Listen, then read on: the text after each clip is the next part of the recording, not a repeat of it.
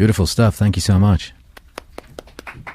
Thank the boys, thank the girls, thank us all in the whole world.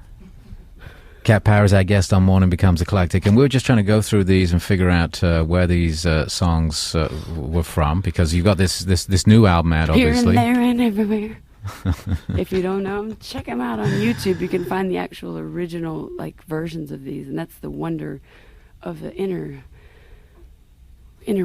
The first one was yours. Which one? Oh yeah, song to not song to David Yao, but song to Bobby. Okay, I don't get that. You will tonight if you go to the show, but if you don't, never mind. You'll never know. Then you did a Graham Parsons song, a James Brown song. Yeah, I'm wondering, Dan Penn, did he write Dark Into the Street? Don't know. You know, I believe the version that I knew was the James Carr version. I believe that then Judah turned me on to the Percy Sledge version. But then I thought, you know what I thought? I thought Spooner Oldham, who actually played on the record with us, I thought he wrote it. He didn't. Well, let's talk about this record. Why this record and why now? I think because after my last record, The Greatest, the last time I was I here for that? Yeah. Yes. That there was a lot of touring there. And the Memphis Rhythm Band, my previous band, needed to go home after so much extensive touring, family, go back home. So I needed a new band, so I asked Judah and Jim, who already knew that I would ask, and they already knew that it was coming. So then Judah said, what about a couple of people, Eric and Greg? And I said, I don't know, because I thought I'd get back on the guitar or the piano or whatever. Mm-hmm. And then, so our first practice was me walking into Greg playing... That's my phone, by the way. That's your fault, you mean. That's your fault, you mean. You got a good old band in here. Bad old DJ boy. It's always my phone that goes off. Did you like the crickets? I'm sorry. Yeah.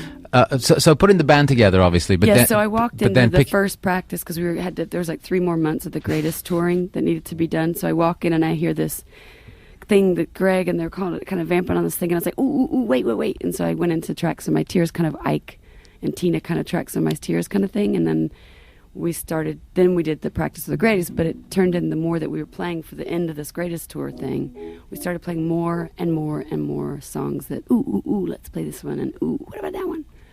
And it just turned into wow, I'd really like to keep doing this. And also, I don't know if you know this, but a musician's job is on the road. That's the only place that they make a living. And so I thought, okay, well, what's funner than to be with your friends and make a living and actually play these amazing songs that a lot of people maybe that are younger don't really necessarily may not ever get the chance to know. Now, are these songs that you already knew, or are they songs that you sort of... Yes, they're songs we all knew. Yeah. Yeah. And different people would bring them into the sessions, or... Well, I think I was the mean person. I think that I was always wanting to do specific songs. Mm. And I remember walking into the first recording in Miami when we got able to, I asked my record label if I could do, in fact, another covers record, which just sounds kind of like a tornado exploding in their mind.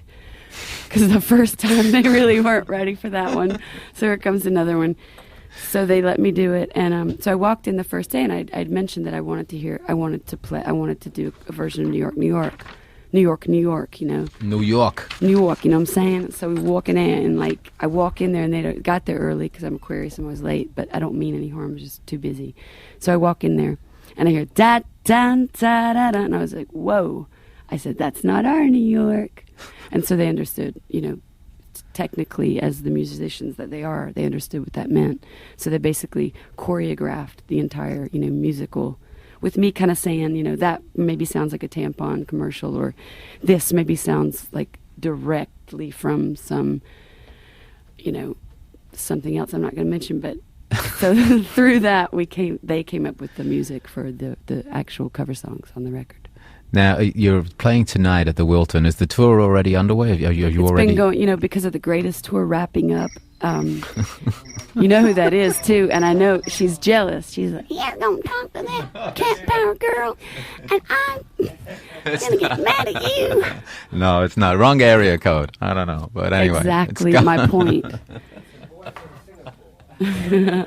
No, never. So you've been touring for how long? Okay, so the end of the Greatest tour, right? So that was we that was like November. This past November was a year we'd already been touring. To generate, that's how you make a living when you're a musician, is by playing. Well, yeah, because nobody buys records anymore, right? Well, also, I think because of the caliber of, no radio, I'm of this caliber, so it's like that's how musicians of my caliber, we make a living. But you get radio here. Thank you, sir. Yeah, I mean, you're playing the. Thank you, my friend. You're playing the Wilton tonight. Isn't that beautiful? I played there once before, I believe. But yeah, I remember you playing there actually last time. Yeah. Was that for the short list thing? Yeah, that was really fun. You did a set there? Really fun. Yeah, it was a depressing because I wanted to play I Don't Blame You really badly. I wanted to play that, and then I was like, no, I want to do Otis Redding, and I had borrowed this beautiful, beautiful, beautiful dress shirt thing from like Marc Jacobs. All these little like Samantha Morton, the actress. Yeah. There's a like campaign with Marc Jacobs where she's jumping on this bed with this like beautiful sequin dress, and I got to wear that same dress for that night. They let me borrow it, and I was like, I'm not going to sit up here and be depressed on this piano. You were on the piano, jump off the stage, and I'm going to sing Otis Redding. I'm going to run around this beautiful. I remember. Sequin like beautiful thing. Yeah. Tonight's going to be a little different, I think. Yeah, we're going to bring him down. Yeah. And then we're gonna open him up and then get lift up in him there, lift him back up again, and then we're going to kick him out. So I'm sorry about those 866 numbers that kept calling me.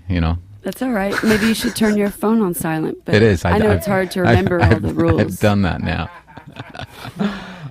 Hoisted by my own petard. Or at least Ariana's. All right, we're going to throw it back to you guys for our second set. We've been talking a long time. Let's see if we can squeeze in as many of these songs as we can, and I'll call my creditors back. Okay, Aquarius like to talk. That's the problem.